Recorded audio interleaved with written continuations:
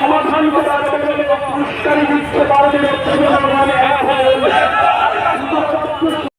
উস্কানিমূলক অবরোধকে জানায় ফেসবুকে সাম্প্রদায়িক উস্কানি দাতা মন্ত্রী সুধাংশু দাস। বেশ কিছুদিন যাবৎ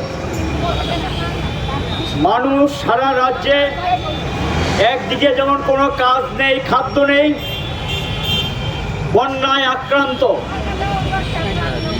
সারা রাজ্যের অর্ধেকের বেশি মানুষ নানা দিক থেকে তারা আর্থিকভাবে এই সরকার বন্যার্তদের পাশে কিছুই তুলে দিতে পারেনি। যেটা দিয়েছেন সেটা কিছুই না, নামমাত্র। এখনো একটা বিরাট সংখ্যক মানুষ ক্যাম্পে আছে, এখনো জল সর্বোচ্চ সরেনি, রাস্তাঘাটগুলোর অবস্থা খারাপ। এই পরিস্থিতির মধ্যে আমরা সরকারকে সম্পূর্ণ সহযোগিতা করতে চেয়েছিলাম।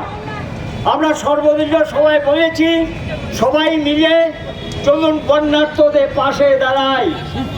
আমরা লক্ষ্য করছি, যখন সরকারকে আমরা এই সহযোগিতার হাত বাড়িয়ে দিয়েছি, সরকার উল্টো দিকে তারা এখন কি করছেন, প্রথম গন্ডা ছড়াতে একটা মহড়া দিয়েছেন।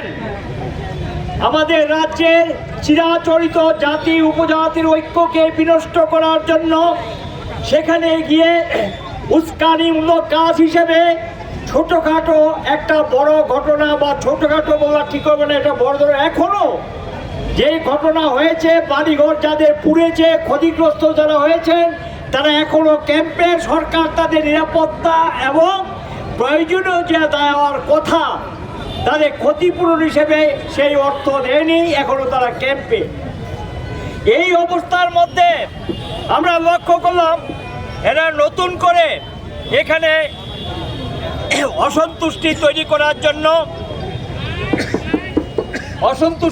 করার জন্য তারা নতুন কায়দায় নতুন কৌশলে, আপনারা জানেন এখানে দুর্গানগর রানীবাজারে এখানেও সেখানে ধর্মীয় যে আমাদের ঐক্য, ত্রিপুরাজ্যে হিন্দু মুসলিম ঐক্য, এটাকে দুর্বল করার চেষ্টা করেছেন, অশান্তি তৈরি করেছেন।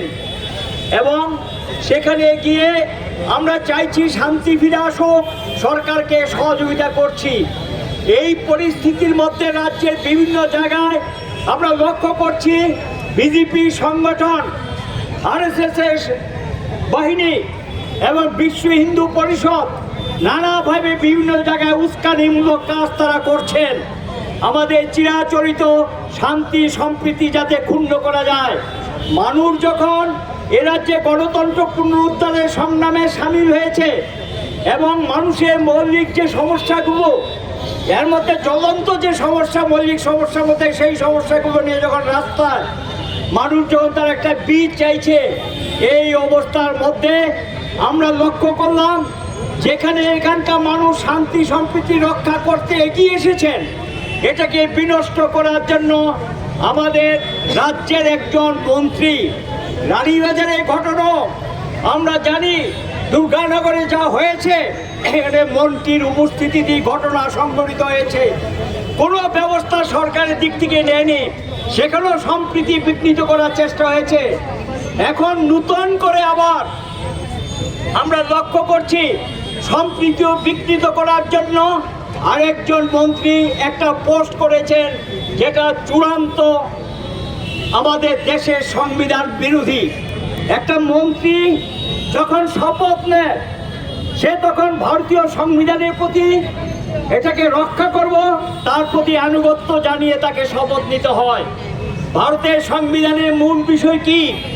এখানে ধর্ম নিরপেক্ষতা, ধর্ম হবে যার যার, সরকার সকলের, সরকার হবে নিরপেক্ষ, সকলের কাছে, সরকারের সকলের কাছে সকল ধর্ম হবে সমান অধিকার, সমান মর্যাদা।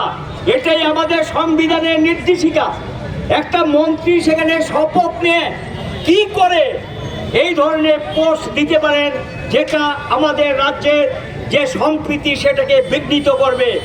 আমরা আমাদের পার্টির রাজ্য সম্পাদক এটা সঙ্গে সঙ্গে একজন এসপি দৃষ্টিতে নিয়েছেন, পুলিশের এ রাজ্যের যে মুখ্য নির্দেশক তার দৃষ্টিতে নিয়েছেন, রাজ্যের মুখ্যমন্ত্রী দৃষ্টিতে নিয়েছেন। কোনো ব্যবস্থা তারা নেবেন না এই মন্ত্রীর বিরুদ্ধে। এমনকি শাসক দলের এটাকে নিন্দা করে কোনো বক্তব্য তাদের নেই।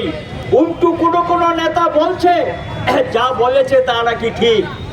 এখন সিপিএম এর পক্ষ থেকে, বামফ্রন্টের পক্ষ থেকেও এটাকে নিন্দা করা হয়েছে, তার বিরুদ্ধে ব্যবস্থা নেওয়ার জন্য বলা হয়েছে। আমরা রাজ্যের মানুষের কাছে শান্তি সম্প্রীতি রক্ষা করার জন্য আবেদন জানিয়েছি। এই পরিস্থিতিতে বিধানসভায় প্রসঙ্গটা উঠে সেখানে আলোচনা হয়, যে কোনো সদস্য তার অবস্থান থেকে দাঁড়িয়ে বক্তব্য রাখতে পারে। আমরা লক্ষ্য করলাম সেই মন্ত্রীটিকে যা তার বক্তব্যকে কোথায় নিন্দা করবে সেই নিন্দা তো করেনি, উল্টো সেটাকে কোনো সদস্য সেটাকে সমর্থন করলেন। অবশ্যই তারা শাসক দলে, এবং সেখানে গিয়ে মন্ত্রীও তার ছাপাই গাওয়ার চেষ্টা করলেন। আমাদের সিপিএম এর পক্ষ থেকে আমাদের অবস্থান, রাজ্যের বিরোধী দলের নেতা তথা ত্রিপুরা রাজ্য কমিটি সিপিএম এর সম্পাদক কমরেড জিতেন চৌধুরী, আমাদের অবস্থান আমরা পরিষ্কারভাবে বলি। সেখানে যারা এই জাতীয় ঘটনায় উস্কানি দেয় তাদের বিরুদ্ধে ব্যবস্থা নেওয়ার জন্য দাবি জানান।